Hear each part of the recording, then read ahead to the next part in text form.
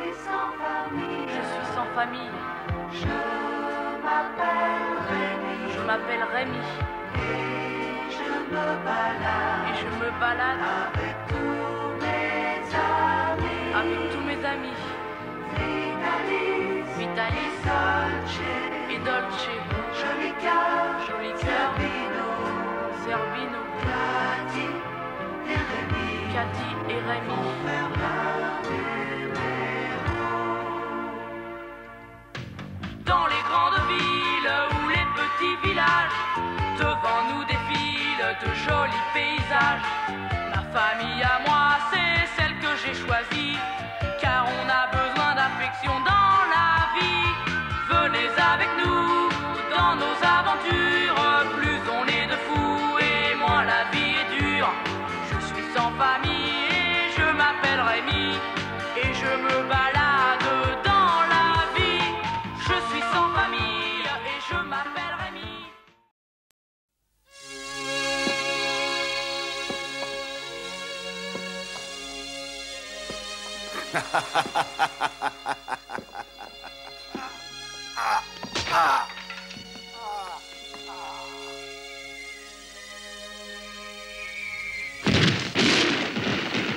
Juste avant de mourir, dans l'hôtel parisien où Rémi et Mathia avaient fini par le retrouver, Jérôme Barberin avait eu le temps de faire à Rémi des révélations importantes. Ses vrais parents étaient anglais et ils avaient chargé un notaire de Londres de le retrouver. Va à Londres, Rémi. À Londres, en Angleterre. Tu dois parler à un homme de loi. Un notaire de là-bas qui s'appelle Maître Gallet. Son bureau est à Lincoln's Inn, dans Green Square. Il fera tout pour te conduire à tes parents. Prends le bateau pour l'Angleterre. Il n'y a pas de temps à perdre. Rappelle-toi, Maître Gallet à Green Square.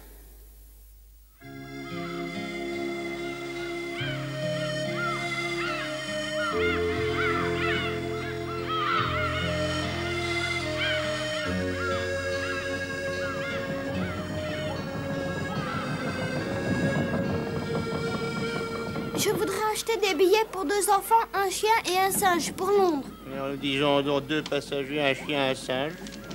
Le bateau part à quelle heure? Ah oui, le prochain bateau, c'est le bateau de nuit. Là, pareil, à 3 h du matin. Il arrive là-bas à 9 h du matin. Ça vous convient? Oui, c'est parfait, merci. Merci, monsieur.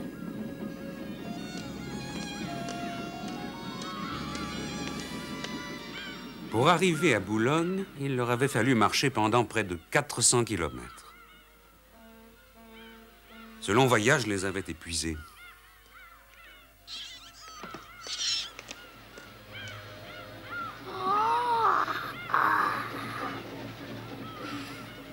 Puisqu'on ne part pas avant 3 h demain matin, allons nous reposer quelque part. Ils prirent donc une chambre dans un petit hôtel. Après avoir payé leur traversée et la chambre d'hôtel à Boulogne, il leur restait encore une somme considérable. Jérôme Barberin leur avait remis l'argent que Maître Gallet lui avait confié. Il n'avait donc aucun souci à se faire. Il n'y avait qu'à s'embarquer pour l'Angleterre. Une fois arrivé à Londres, Rémi pourrait retrouver ses vrais parents. Ses parents. Comment étaient-ils? Qui étaient-ils?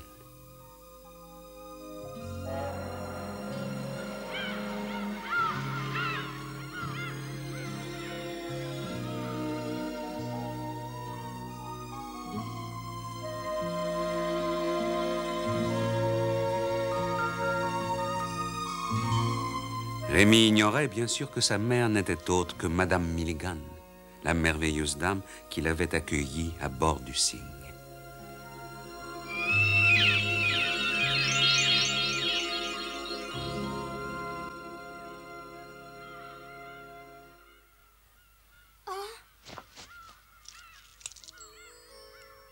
Oh là là! Hé, Mathia, réveille-toi, on va rater le bateau! Oh! On t'a bien eu, ça fait un bon quart d'heure qu'on est prêt. Allez, en route, direction l'Angleterre.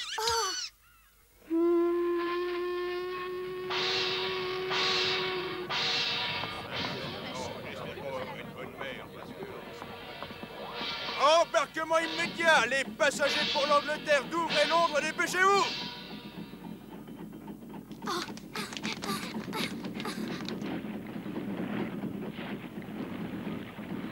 Allez, parez à Paris, enlevez donc la passerelle, les gars, on s'en va. Attendez-nous!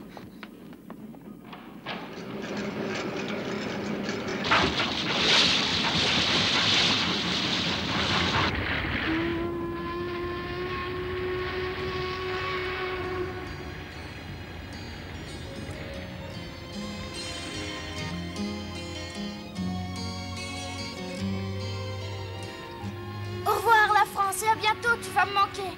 Mon cher vieux pays.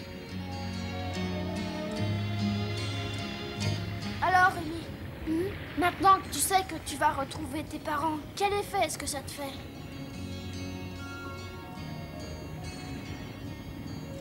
Je ne sais pas, c'est pas facile à expliquer. Ça doit te faire drôle quand même.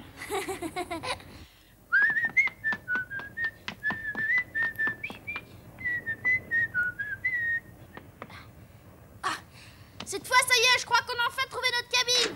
C'est celle-ci. Oh, oh. Es-tu sûr qu'on s'est pas trompé de numéro? Mais non, notre cabine, c'est la cabine 26 d'après le billet. Nous aussi, notre billet, c'est pour la cabine 26. Eh, vous savez, ce sont des choses qui arrivent. Il y a dû avoir une erreur du bureau de Boulogne. Il y a tellement de monde. Cette nuit, laissez tomber. C'est le plus simple. Laissez tomber, mais on l'a payé cette cabine. On nous en a pas fait cadeau à Boulogne, vous savez. Oh, ça c'est rien, mon gars. Sur un bateau, tout peut toujours s'arranger. Tu vas voir ça. Regarde, prends ça. Et toi aussi. Vous n'avez qu'à vous installer pour dormir sur le pont, n'importe où. Choisissez votre coin. Vous regarderez les étoiles. Tu te rends compte, on est mal comme tout ici en plein air dans les courants d'air. Il fait un froid de canard en plus. Dormir sous les étoiles, tu parles. Oh, oh. Mais qu'est-ce qu'il a à boucher comme ça, le bateau? Oh, vous inquiétez pas, c'est normal, on est au large. Il y a un peu de mer aujourd'hui, vous allez être un peu secoué, c'est tout.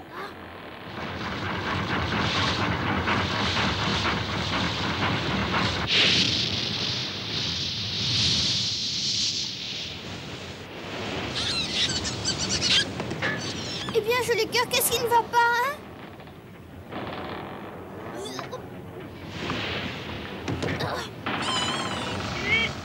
Mathia, tu es malade? Il a un mal de mer, ton copain, ça y est, t'inquiète pas. Mais faut qu'il prenne son mal en patience parce que la traversée est loin d'être finie.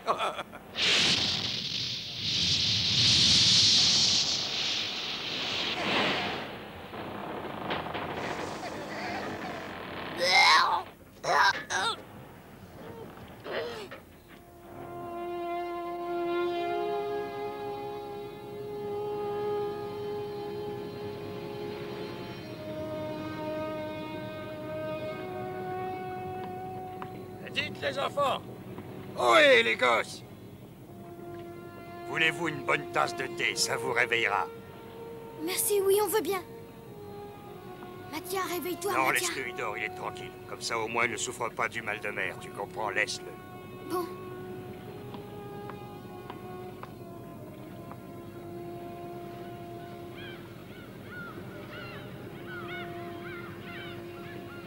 Tu as vu ce gros bateau là-bas?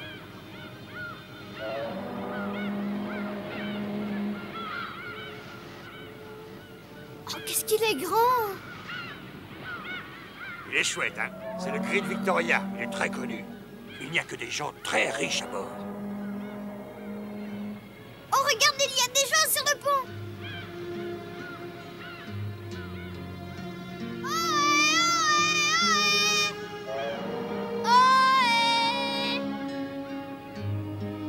Tu as vu, mamie, il y avait quelqu'un qui nous disait bonjour sur notre bateau. J'ai vu, mon chéri. Le brouillard commençait à peine à se lever. Une heure plus tard, Rémi aurait pu reconnaître, accoudés au bastingage, sur le Great Victoria, Madame Milligan et Arthur. Madame Milligan, de son côté, n'avait pas vu Rémi non plus. Le brouillard était trop épais.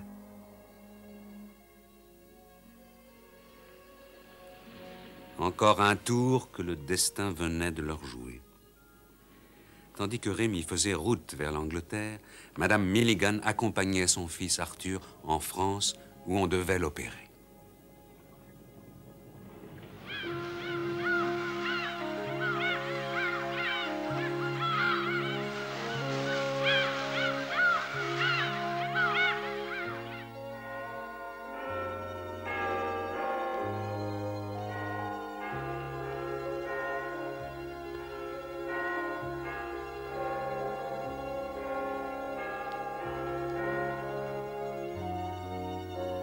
Excusez-moi, pouvez-vous m'indiquer le chemin de Green Square?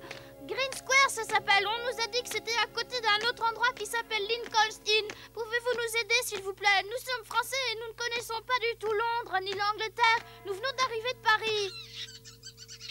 D'accord, merci, monsieur. Merci beaucoup, messieurs. Mathia? Oui? Tu vas mieux, ton mal de mer est passé? Oh oui, ça va, c'est terminé. Tu sais, ça s'est arrêté dès qu'on a débarqué.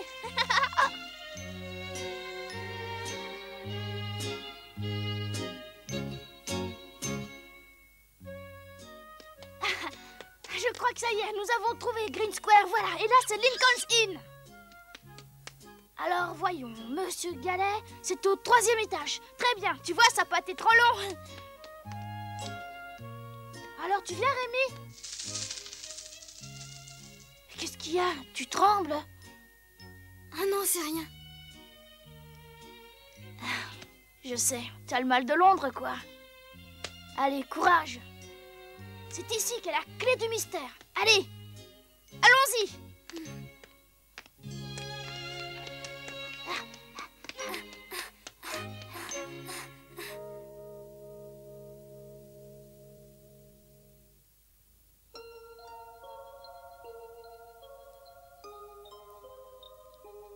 Bien, ainsi vous êtes le jeune Rémi Barberin.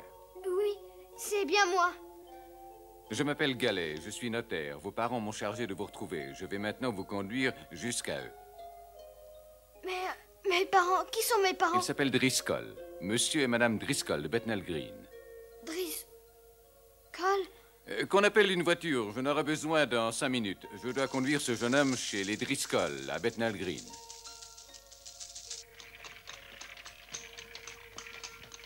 Content? Je ne sais pas encore,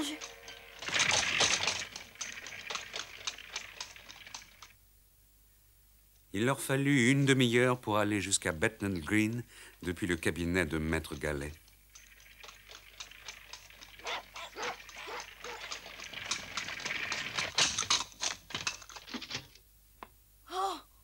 Mais quand ils arrivèrent, Mathia pâlit.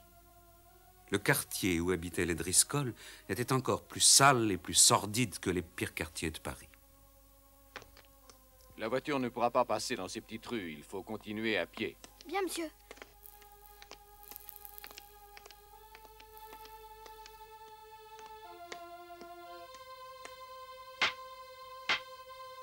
Monsieur Driscoll, Monsieur Driscoll, vous êtes là? Hein? Qui est là? C'est Maître Gallet, monsieur. Je vous amène votre fils Rémi, il est là. Il est avec moi. Rémi est là? Mon fils? Oh! Oh, Rémi, mon cher Rémi, enfin! Il y a si longtemps que j'attends cet instant. Vous vous trompez, c'est pas moi, Rémi, c'est lui. Ah, je me suis trompé alors. Ah, Rémi, mon petit, alors mon fils, c'est toi, mon cher petit. Rémi se sentit très mal à l'aise. Il n'arrivait pas à éprouver le moindre sentiment pour cet homme qui se disait être son père. Si vous n'avez plus besoin de moi, monsieur, je vais me retirer. Merci, Gallet, merci beaucoup. Vous avez fait du bon travail. Je passerai vous voir à votre étude. Entendu, monsieur. Entre, mon petit Rémi. Ta maman est si impatiente de te revoir, tu sais.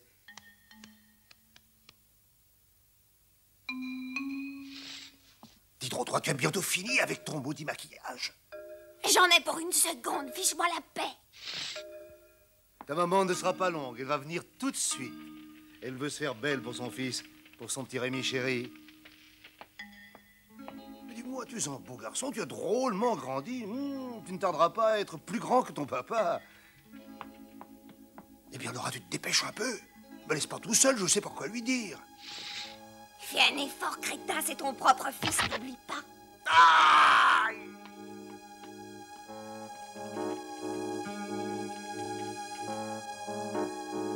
Rémi, mon cher enfant. Oh, quelle joie, mon Rémi. Laisse-moi te serrer dans mes bras, mon enfant. Oh! Et qui est ce garçon-là? C'est Mathias, c'est mon meilleur ami de m'accompagner. C'est gentil, Mathias. Alors tu es l'ami de mon petit Rémi? Non, laissez-moi, j'ai horreur qu'on m'embrasse. Et ça, c'est mon chien, c'est Capi. Capi? C'est un joli nom, Capi. Bonjour, mon bonhomme, bonjour. Et j'ai un autre ami, celui-là, il s'appelle Joli Cœur. Joli Cœur? Mais... Oh! Au secours, c'est un sage. Fais quelque chose, jette-le dehors. Je ne peux pas supporter ces sales bêtes-là. Moi, jeter dehors l'ami de notre cher petit Rémi le jour de son retour. Tu es folle, ma parole. Oh, bon, d'accord, je crois que tu as raison.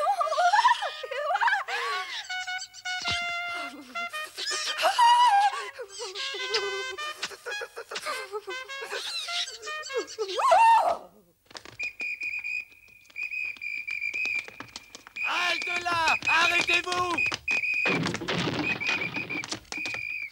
On le tenait presque. Le flic qui m'attrapera, il est pas né, gros balourd, va!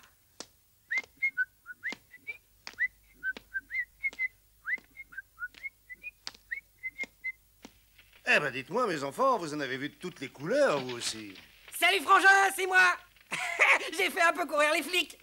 Mais j'ai le butin, il est là, Oh, mais qu'est-ce que... Voilà mon frère David, mon petit Rémi. Il habite ici avec nous. On est une grande famille unie. C'est ton oncle, tu vois. Ton oncle David. Allez, je suppose que vous devez, comment dirais-je, après ce long voyage et toutes ces aventures, vous devez être fatigués tous les deux, non? Voilà votre chambre. Reposez-vous avant le dîner. Oh, c'est lourd ça, dites donc. Oh, mais qu'est-ce que... Il y a beaucoup d'argent là-dedans. Oui, c'est ce qui me reste de ce que Jérôme Barberin m'avait donné pour pouvoir payer mon voyage. Oui, je comprends bien. Mais je pense que c'est vraiment une très grosse somme pour un petit garçon. Il vaut mieux que tu me laisses ça, je te le garderai. C'est pas prudent de se balader avec une telle somme sur soi. Tu pourrais te le faire voler, tu sais. Allez, reposez-vous, je vous appellerai.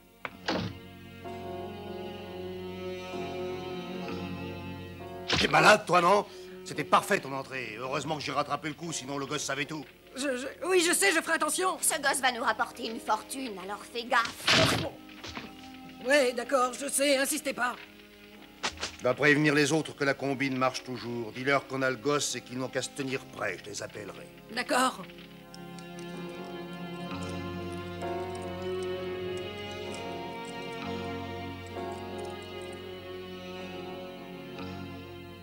C'est mon tour maintenant. Tu me le prêtes un peu? Bien sûr, tiens, voilà.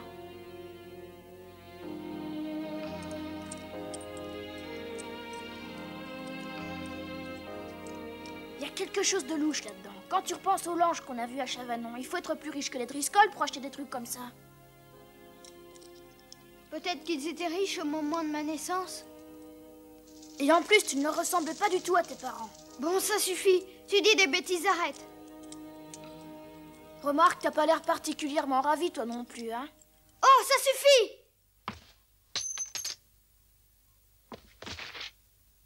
Je ne sais pas. Je suis tellement fatiguée. Je me sens un peu mal à l'aise, mais c'est sûrement la fatigue de ce voyage et puis c'est tout.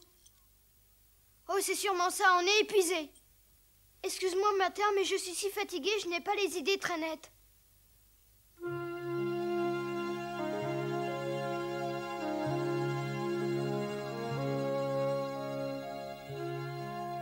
Voilà, je vous ai préparé un bon dîner. Vous m'en direz des nouvelles. Allez-y, commencez, vous devez être mort de faim. Mais ton copain, Rémi, où est-il passé? Il a dû aller se promener. Je ne l'ai pas vu partir, je m'étais endormie parce que j'étais très fatiguée. Ah bon?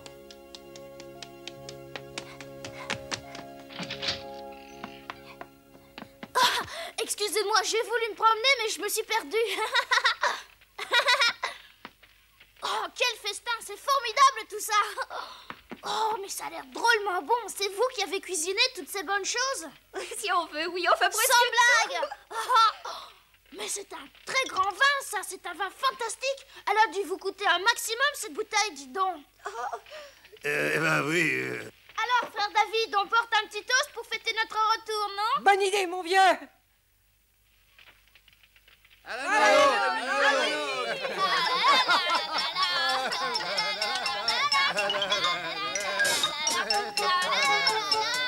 Mais tu danses pas mal du tout pour un gamin, dis donc. Tu as des talents cachés. Avec une telle cavalière.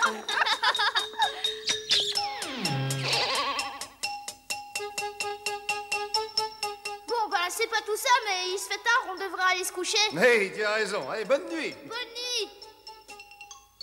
Oh, ils sont vraiment écœurants, ces gens-là. Oh, et elle, surtout, elle me dégoûte.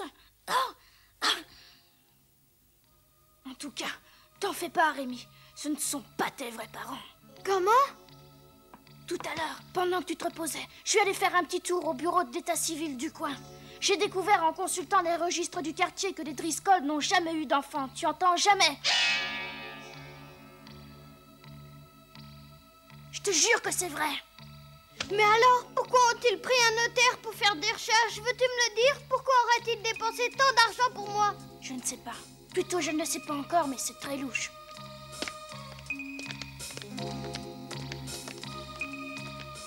Alors, il paraît que le môme Rémi est enfin retrouvé, c'est vrai, patron? Oui, c'est bien vrai, on a mis la main dessus. J'aurai bientôt besoin de votre aide à tous. Quand vous voudrez, patron.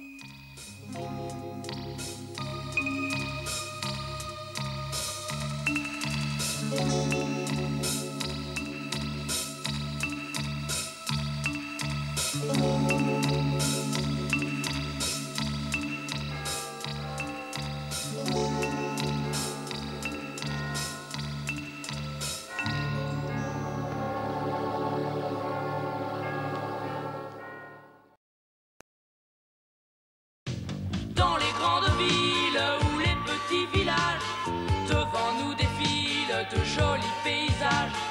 Ma famille